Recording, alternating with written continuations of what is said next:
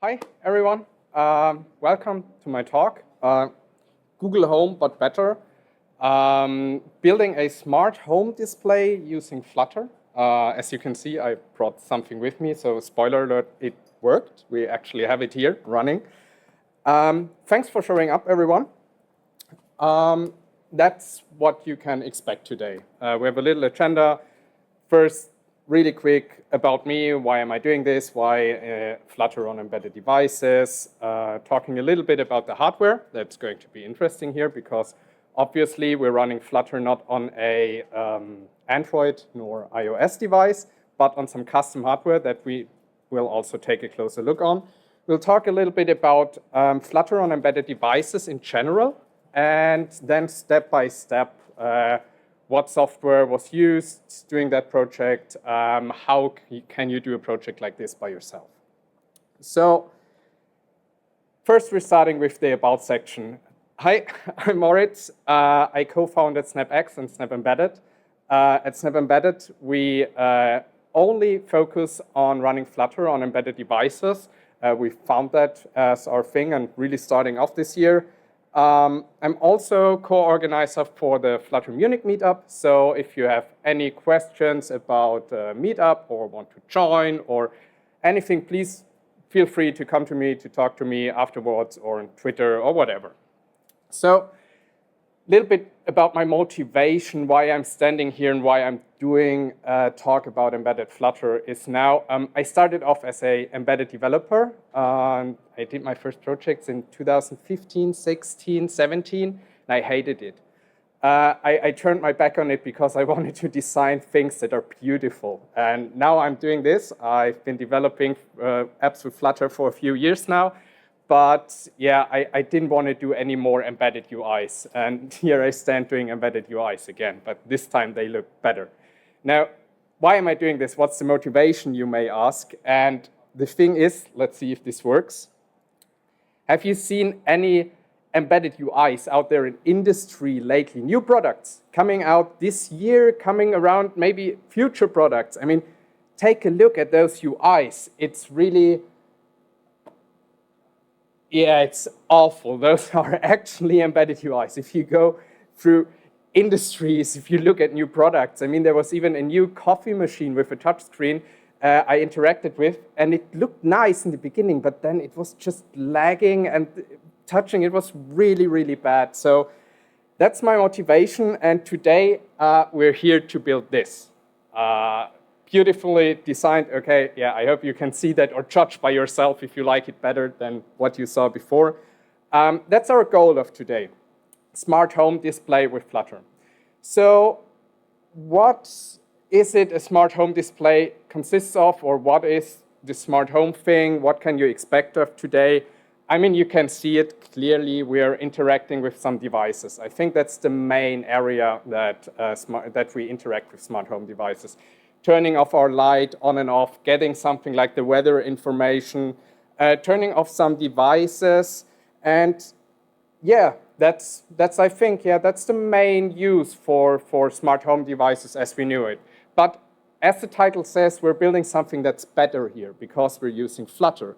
And you can see on the screen, we're having the air quality, the temperature, and the relative humidity in the room, and it's being measured by this device.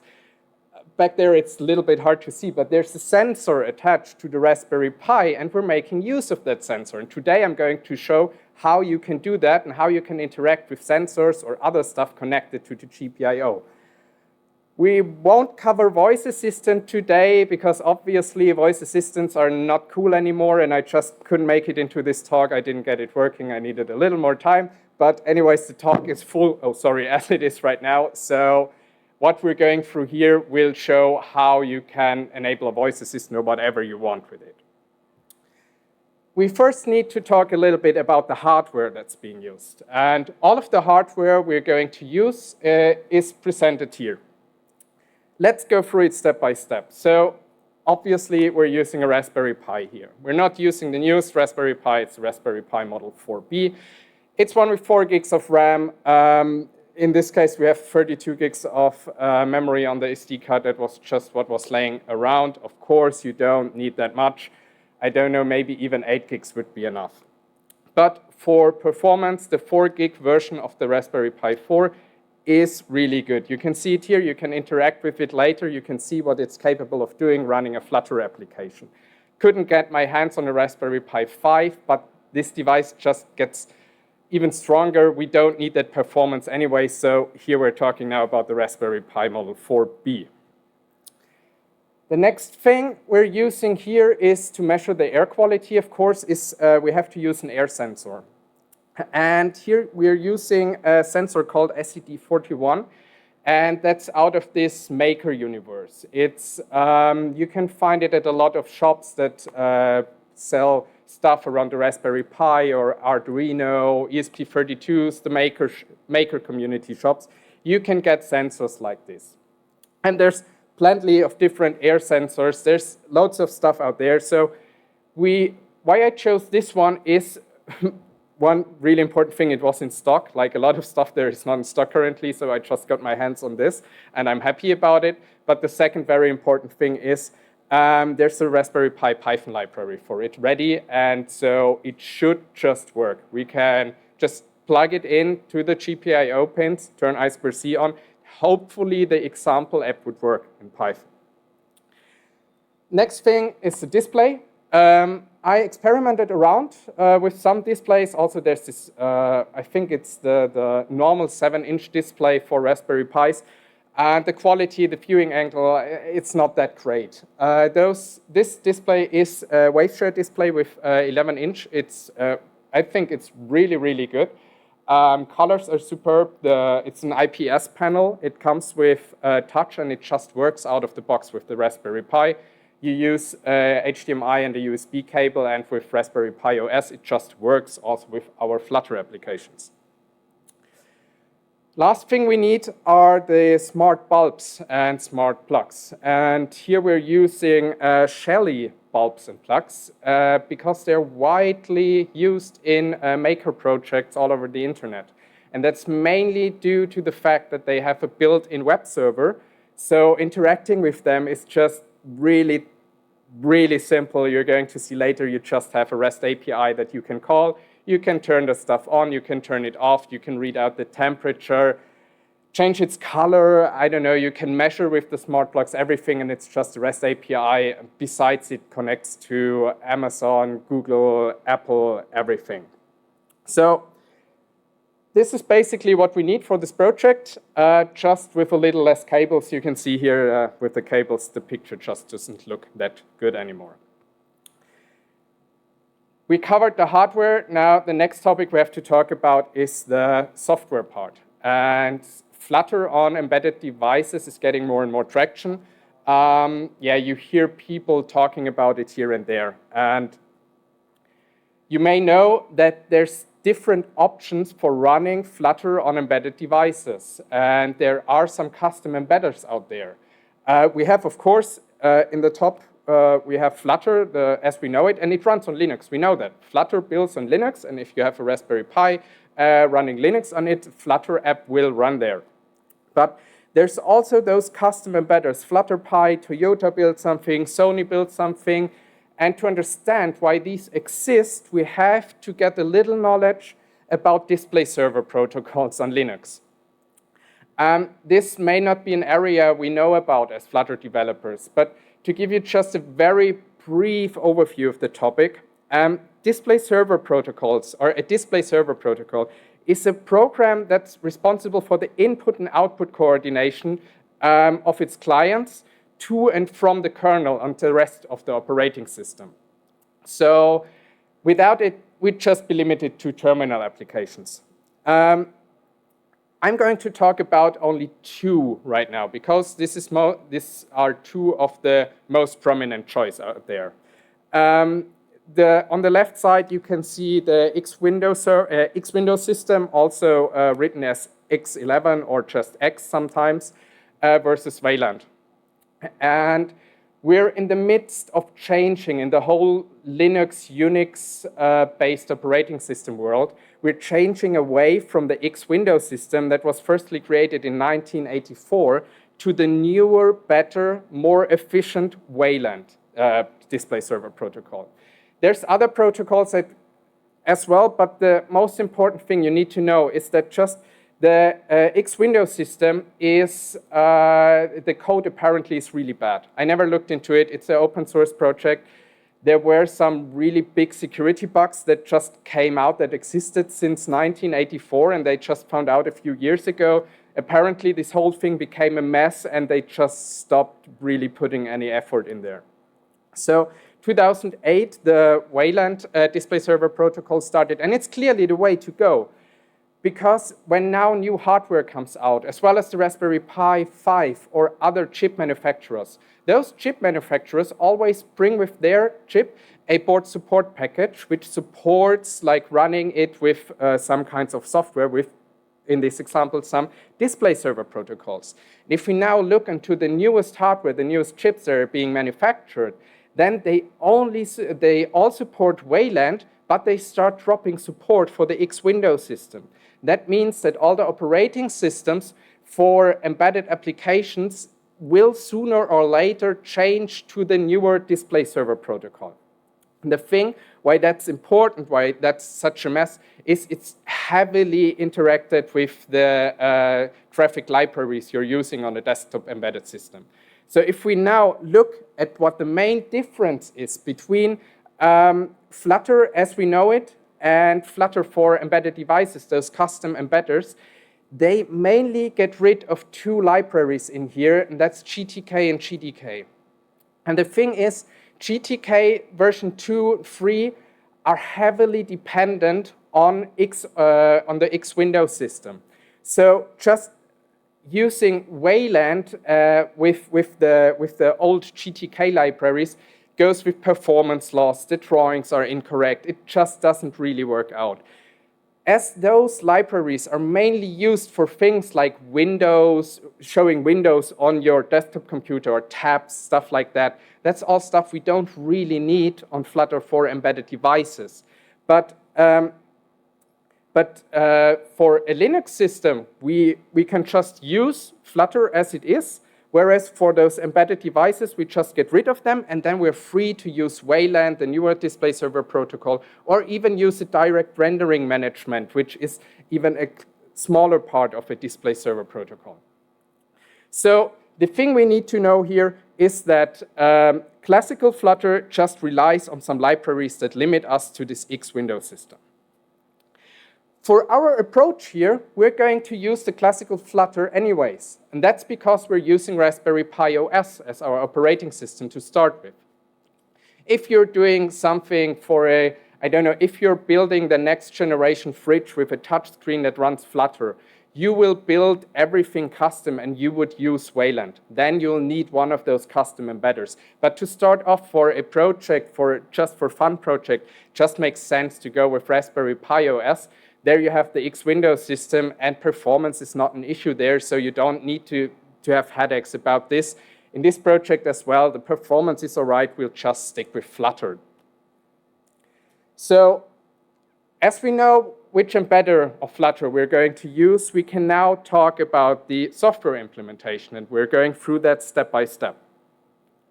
First, of course, we just want the basic stuff on the Raspberry Pi, and we want to have the display working.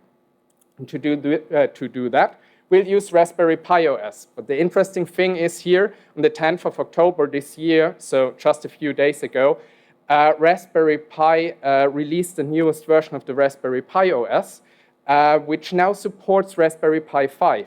And a really big change there is it switched from the X Windows system to Wayland.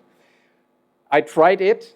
Flutter app doesn't go in full screen anymore. And it really looked like there were some performance issues. No issue log, no errors thrown, no idea why. And I'm not even sure if it's due to Flutter. I think it's maybe to their implementation of the display server protocol of Wayland.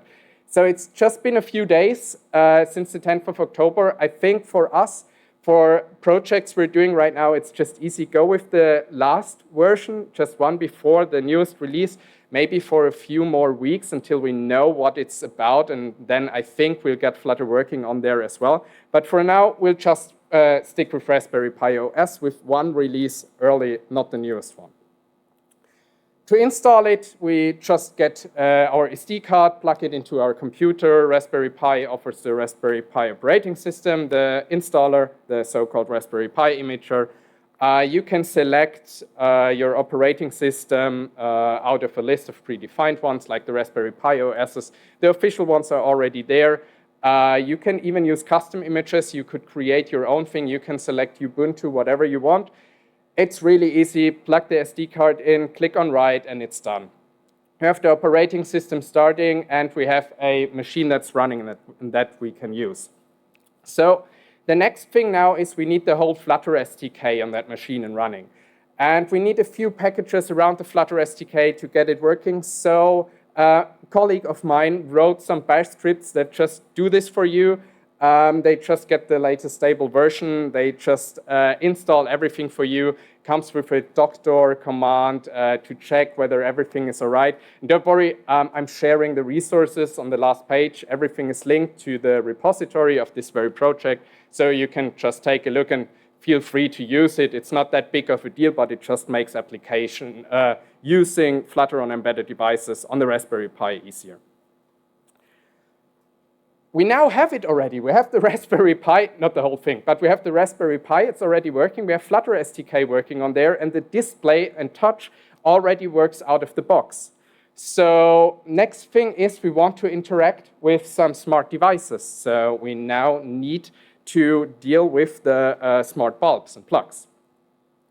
To do that, we're using the Shelly app that comes by the manufacturer. You have a device provisioning there. I don't know if you've provisioned any other smart home devices from IKEA, or I don't know, you may be used to this. You plug in the device in the first time and you open up the app. It finds a Wi-Fi created by the device, brings you through the provisioning, and this device connects to your Wi-Fi. In here on the left, maybe too small, we can see that I added the Droid bulb and the Droid plug. And on the right side, we can see the important thing for us. We can see the IP address of this device as well as the channel that it's chosen. Now, I had to do with, I even brought my own router here because you need, if you want this to work, you need to define an IP address that is given to the plugs and bulbs every time. You can define that in your router just by the MAC address. Otherwise, this wouldn't work. But as we did this, we can now just get the bulb status with a really simple GET request. It's basically in here, it's just our HTTP service, whatever we want to use, and the bulb URL /status. That's it. We're getting the status, we're getting the color back, we're getting back if it's on or off, we're getting everything, even the temperature, and so on. If we want to turn the bulb on and off, it's not that much different. It's just really another GET request. It's all GET requests on their API, weirdly, but yeah, another GET request. This time we just have to turn on, if we set it on or off, the status, the desired status. And if we want to change the colors, it's also not that hard because we can just put in RGB values in there and we can extract that from our color. So we can just directly insert whatever color we want, send it through this GET request, and the bulb changes.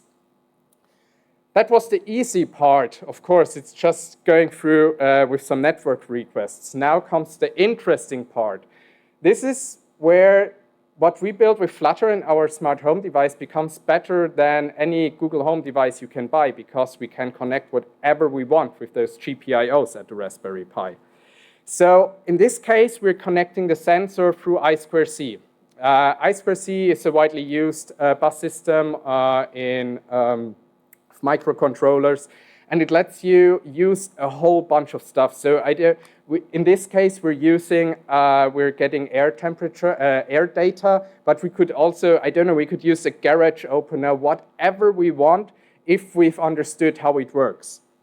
So we now have the CO2 sensor and we have our Flutter app, both running, or the CO2 sensor is not running on the Raspberry Pi, but it is connected to the Raspberry Pi. The question now is, how do we get the data from the sensor in the Flutter app? And of course, we could implement the commands and everything directly in Dart. There are even packages out there.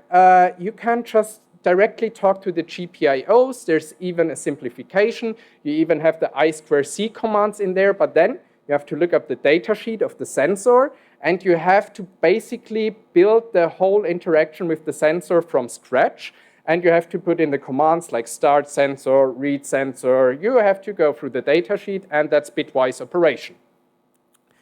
We could use an MQTT server. We could MQTT broker. Of course, with Raspberry Pi, there are brokers out there. We could start a broker, and instead of talking through different devices, we just talk on one device from the front end to some Python application where we could then use the Python library that's already existing to send data to the MQTT broker and listen to this MQTT stuff in our Flutter app. It also works. There's also a Dart library for this. We could do that. Third option would be similar to the second one. We could also build, of course, a Python backend. There's frameworks for Python where you can just build your own REST API and then directly call from the Flutter app, just like we talked with the bulb and our smart plug, to basically have a backend server running on your Raspberry Pi and talking from the front end to the backend. Or we could use the dbus that's already running on the Raspberry Pi, and that's already running on most of the Unix systems or Unix-based systems out there. A dbus was initially released 2006 and is an inter-process communication system. So it's there, for example, if you plug in new hardware, a new USB stick at your device, there's a daemon on your Unix system that's listening to if there is a new device plugged in, and then it sends out a signal on the dbus that a new device was plugged in. Your UI library can listen to that, gets the message, and then pops up the message, hey, new hardware detected. So that's one of the uses of dbus, and it's exactly what we're aiming there for. It's for inter-process communication, and it comes with a whole bunch of stuff to make sure everything's running, to make sure what if one daemon or one process gets killed, restart it.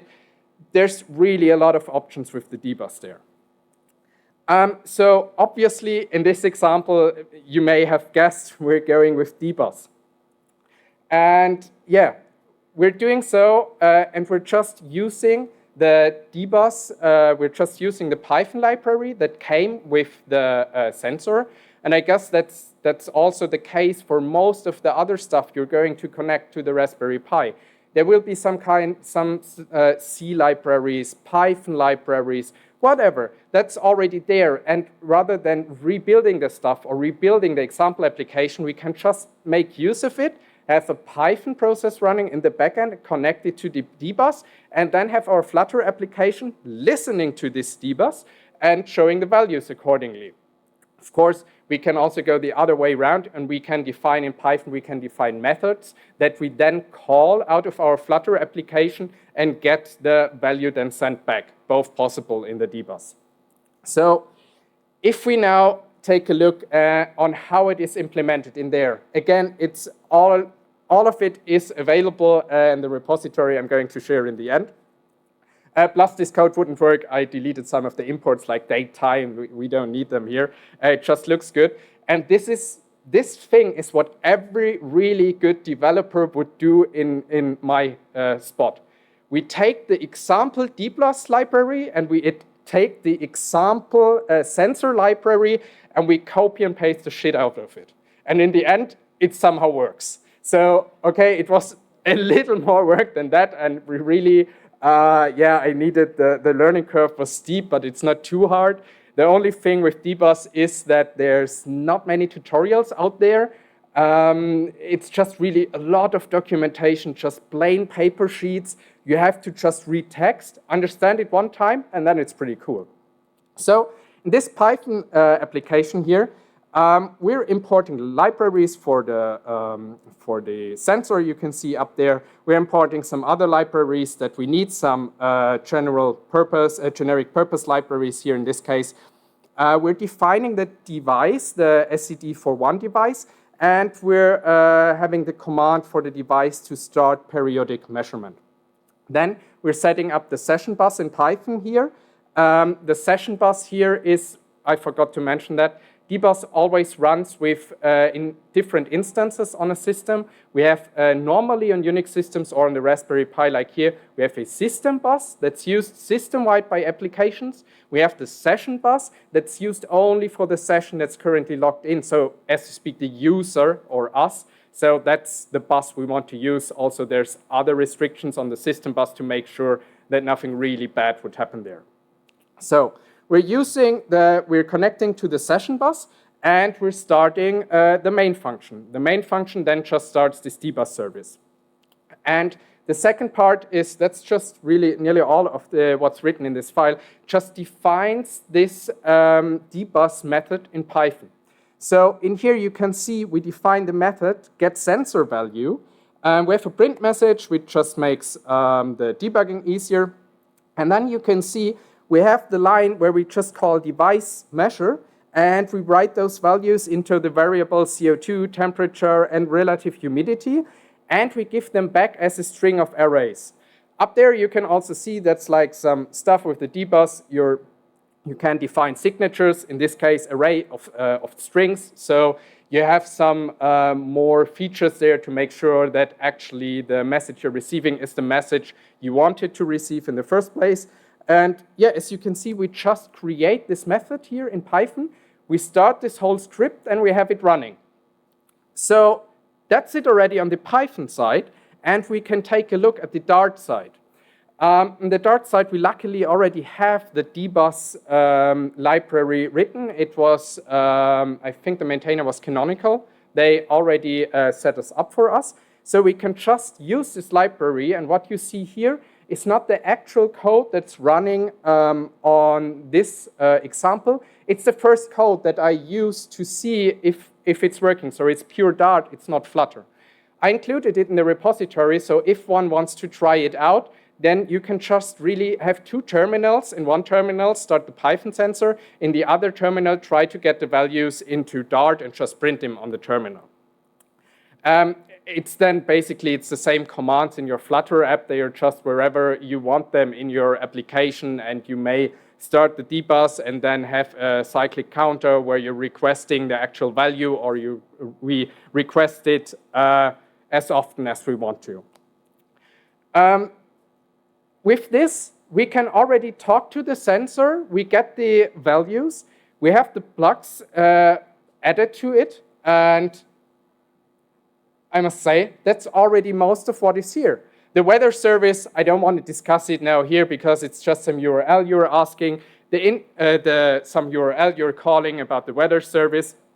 What you can see here is already, we have now our user interface where we can set what the lamp or what our bulb is doing. We have weather, which is, by the way, I'm going to show in a second, which is just a Rive animation that surprisingly worked under Linux, even though they say in the package that they're not supporting Rive, but it just worked out of the box and it worked really good. And we can see the values that are shown and retrieved by the sensor, and they are updated every few seconds. Whereas I don't know why it's so slow right now. I haven't figured out how to get the sensor measure any faster. I think that's due to the Python side. It's likely not to the dbus side. But yeah, so if you want, please, after this talk, we're near at the end, please come forward, interact with it. You can see by your own eyes what Flutter is capable of doing on embedded devices. If you want to interact with anything like sensors or so, please feel free to check the resources. I just posted them. If everything was set up correctly, I had one of those services that will post it while I'm speaking here. I don't know if I got the time right, so you can just check either on LinkedIn or Twitter, whatever you like better. Get the source code, look in the repository, some examples in there, everything in it. And that's it from my talk. thanks very much for joining, and yeah,